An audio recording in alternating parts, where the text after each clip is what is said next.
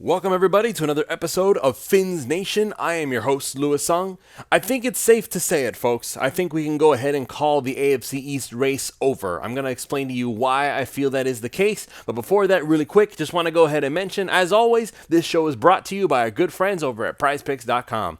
PrizePicks.com is the revolutionary fantasy platform where you can now pick up to 6 different players across professional sports leagues, whether you prefer the NFL or the NBA or the MLB or the NHL, or even if you want to go into some video game stuff, you can go ahead and jump into all of those. You can choose all from one sport. You can choose all from different sports. It's up to you to decide.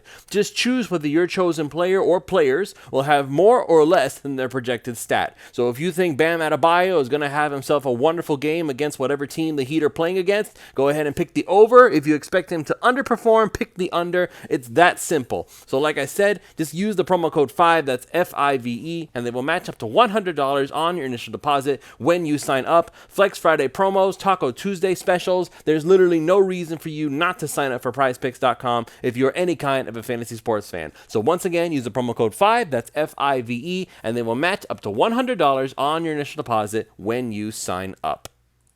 This show is now also affiliate sponsored by My Nintendo Store. So if you're a gamer like me, I consider myself a pretty good gamer. I like to play games. I like to play sports games. I like to play Sonic games. Huge fan of Sonic the Hedgehog. Sonic Frontiers, probably my favorite Sonic game in a very long time. And of course, I've played a lot of Nintendo games over the years. Super Mario Sunshine happens to be one of my favorites to this day, and I still revisit it from time to time when I can get my old GameCube to work. Might be time to get a replacement. But anyway, if I want to go ahead and do that, or if I want to be able to get my hands on some of the latest options, you can go to My Nintendo Store. The links are in the description below. Nintendo's been there for nearly 50 years creating all-time classics for all of us that are remembered by every generation growing up. And they have some special deals going on right now for some of their what's going to be top-selling games in their endlessly long lineup. For instance, Super Mario RPG, a classic from the days of the Nintendo 64, is being completely remastered from the ground up and will be releasing on November 17th. That's 2 days from when you are listening to this, for new audiences to enjoy Mario's first ever RPG adventure all over again. And out right now is Super Mario Bros. Wonder, the Mario Bros. Latest completely new game that is already receiving rave reviews from both critics and actual gamers alike. Just click the links in the description below. You must click those links to qualify to either order or pre-order either of these awesome titles, and you'll be receiving bonus items upon making your purchase. My Nintendo Store, your best and quickest gateway to the world of Nintendo. Make sure you click the links in the description of this YouTube channel below, and you'll be able to go ahead and get in on those awesome bonus items for ordering or pre-ordering either one of these amazing titles. All right, so for some of you who are listening, I probably said something a little bit controversial just now when I said that the AFC East race is basically over. But what do I mean by that? Am I one of those crazy people who think that I'm so upset with the Miami Dolphins and how they performed against the Kansas City Chiefs on offense that I think the Dolphins are not going to make it? Obviously not. Have you been listening to this show at all? If you haven't, well, welcome. I'm glad to have you here. If you have been, then I think you already know the answer to that question. I am somebody who believes that the Miami Dolphins have some flaws that they need to go ahead and work through, but it is nothing that is going to be stopping them from making the playoffs. But the Miami Dolphins being the kings of the AFC East, which at this point there is no question who exactly the kings of the AFC East are. It is 100% the Miami Dolphins. Nobody else comes close at this point, and I'm going to go ahead and explain why. It has very little to do with the Dolphins themselves and a lot more to do with their main rivals, the Buffalo Bills. Let's just backtrack a little bit real quick, shall we? Miami Dolphins go up to Buffalo and basically get their teeth kicked in by their AFC East rivals. It was plainly obvious that Josh Allen was essentially perfect in that game against the Dolphins. Granted, the Dolphins had some weaknesses on defense. There were a lot of players that were still not available. Obviously, Jalen Ramsey was missing. Kader Kohu got picked on by one of the best route runners in the NFL, Stephon Diggs. So there was a lot going against Miami in that game. Obviously, whoever messed up first on offense was going to be the loser in that game. We all kind of knew that going in, and it looked like that the Dolphins were the ones who ended up making that mistake. Tua was not perfect in that game. He made a couple of mistakes. Josh Allen didn't make any mistakes, to be perfectly honest. So it was plainly obvious Dolphins were going to lose that game, and they did.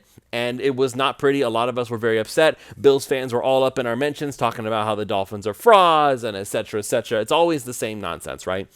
So now we always like to play this game where we say, well, they lost, but there were reasons behind the loss. You see, the referees, well, they were against Miami the whole way. Okay, whatever, fine, no excuses. They love to use that word, no excuses. Well, the Dolphins had some missing players on defense. Doesn't matter. No excuses. No excuses. But mind you, when we lose against Buffalo, it's no excuses. You blew it, you lost, you're not a good team. And when Buffalo loses, it's excuses after excuses? No, I'm going to hold them to the same standard. And right now, the way that things are looking for the Buffalo Bills, the same way that the Dolphins defense, the Dolphins offense, and the whole team last year, they were beat up. They literally limped into the playoffs and still almost managed to beat Buffalo in Buffalo with Skylar Thompson at quarterback and Lester Cotton basically coming off the street to play guard. So you would have to imagine that for the Dolphins to suddenly close that gap in the playoffs with a third-string quarterback, then next season things would be better. Well, it didn't work out that way at first. At home, Buffalo is a very tough team, especially for Miami. They seem to have Miami's number. I don't know why that is. I don't understand it. There just seems to be this just weird curse over the Dolphins when it comes to Buffalo. They finally broke that curse, mind you, Miami did, against New England. New England no longer has Miami's number. In fact, it is now flipped around to be the complete opposite in that regard. But for all the talk about how no excuses, the Dolphins lost, they couldn't do it, or whatever the case may be, you look at this team now, Miami versus Buffalo.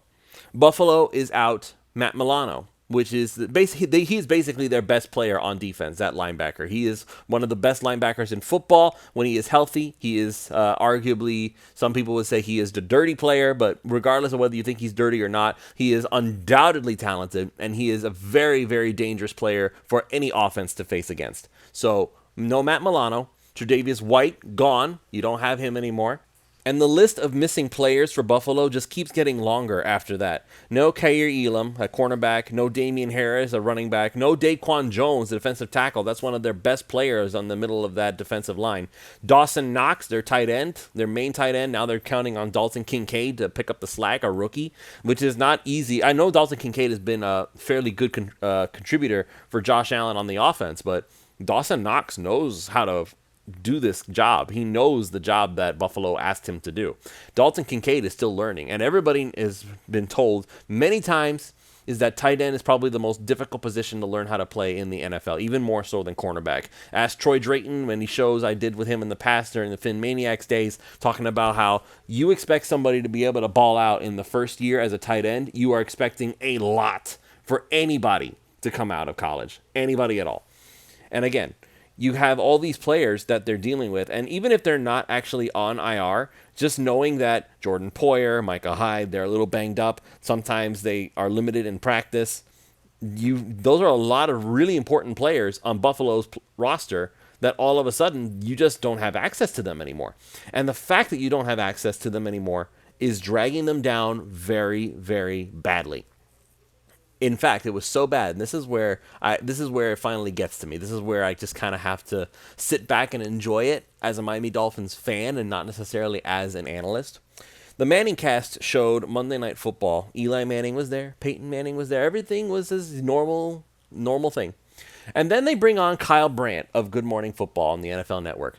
Kyle Brandt is notorious, at least in Dolphin circles now, for being the guy who essentially, not necessarily saying it outright, but basically calling the Dolphins frauds, that they are not a real playoff team. I don't think that's not actually what he said per se, but it was enough to get Dolphins fans riled up. And I get it. There's a lot of doubters out there. But what really gets them is that he is a notorious Buffalo Bills fan. Kyle Brandt is an active fan of the Buffalo Bills. And when the Broncos kicker missed that first 41-yard field goal attempt at the very end of the game. They were doing a rushed field goal attempt, Sean Payton. I don't know why they tried to rush him out there, but whatever that the case may be. So he misses wide right. And Kyle Brandt goes ballistic and says, yes, he missed. He's so happy. And then there's a penalty on the play. That penalty is for 12 men on the field. Oops. 5-yard penalty. Broncos move up 5 yards. The kicker kicks it again. And the Broncos win. The Broncos beat Buffalo in Buffalo by a score of 24-22. Josh Allen basically looked at this whole thing and said, yeah, it was bad football. And mind you, he had a really, really bad game, especially by his standards. Josh Allen went 15 of 26 for 177 yards, 1 touchdown, and 2 interceptions. 2 of them. That's bad. For Josh Allen, that's really, really bad. So there might be some people listening like, what, Josh Allen's not allowed to have a bad game? Sure he is. Absolutely. I'm not going to go as far as Emmanuel Acho, who says that Josh Allen is no longer an elite quarterback. I still very much have Josh Allen in that category. He is one of the best players in the NFL at that position. But here's what I'm going to say. Josh Allen is allowed as many bad games as Tua Tagovailoa is allowed bad games. How about that? Tua is held for some reason to a higher standard than Josh Allen. Why? I don't see a reason why that should be the case, especially not when Josh Allen is performing the way that he is. And that is also part of what is causing the Buffalo Bills to struggle. They are now sitting at 5-5. They just lost to the Denver Broncos, which, again, as a little reminder for everybody, the Dolphins beat by a score of 70-20. And Denver just beat Buffalo in Buffalo by 24-22. What's going on with the Buffalo Bills? That was the only team that could stop the Miami Dolphins from winning the AFC East. You're talking about the New York Jets? Aaron Rodgers went on the Pat McAfee show and basically backpedaled just a smidge from what it looked like he was trying to say. He was basically saying, I'm not making any promises here. It's like, oh, so that mid-December goal was just more so a tentative goal in a sense that you want to be back by mid-December, but you're not guaranteeing it or anything along those lines. I mean, it'd be smart for him to not do that, because to come back from an Achilles tear, especially at his age, and do it in just a few months, that would be insane. That would be like a miracle of God for somebody to heal that quickly. So as of right now, I'm expecting the Dolphins to face off against Zach Wilson when the Jets finally come to town on December 17th. And here's the crazy thing. If you're looking at the Dolphins' schedule right now, you're looking at this Dolphins team, and once again, we're going to talk about the Las Vegas Raiders here really quickly. Las Vegas, aside from Maxx Crosby, Davante Adams, the 3 yards per carry crew mentioned a couple other names in there that we need to be keeping an eye on, and I will be wary of them. I will go ahead and say that, okay, there's more talent on the Raiders than I'm willing to give them credit for. So we'll see about that. But there's nobody in Dolphin circles who would legitimately actually pick the Raiders to win on Sunday. Raiders are going to be on the road, so Dolphins at home in Hard Rock. So they're coming off the bye week. They're going to be as healthy as they have ever been.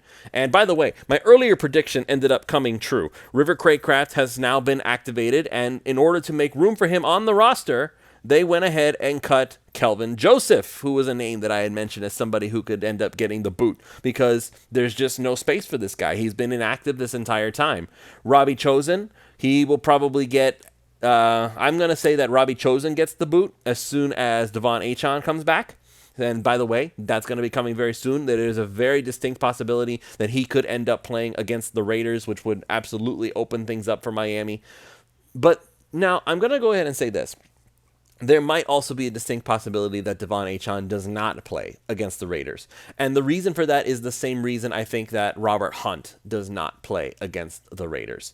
Robert Hunt... his situation, Mike McDaniel said in a press conference earlier that his situation is week to week. I'm not 100% sure what that means, because if you're going to go ahead and make a distinction between day to day and week to week, does that mean that you're just basically looking at it and saying, is this a team that the Dolphins will actually need Robert Hunt against? If that's the case, I would make the argument that on Friday, November 24th, so that's going to be 3 p.m., I think I might just have to call in sick during that day, because I don't want to miss out on the Dolphins beating down the New York Jets for what is going to be another MetLife takeover. In fact, if any of you are not aware of the Dolphins NYC Twitter account, Igor and the guys at Dolphins NYC hold the MetLife takeover every single year for the past, I don't know, it feels like 10 years at this point. I don't know the exact number. I might actually bring them onto the show to talk about it briefly when it's time for the Jets week, just because I really want everybody to understand what it's about. But in a nutshell, the amount of tickets that get sold every single year just seems to go up because everybody just gets so involved in what the MetLife takeover is all about.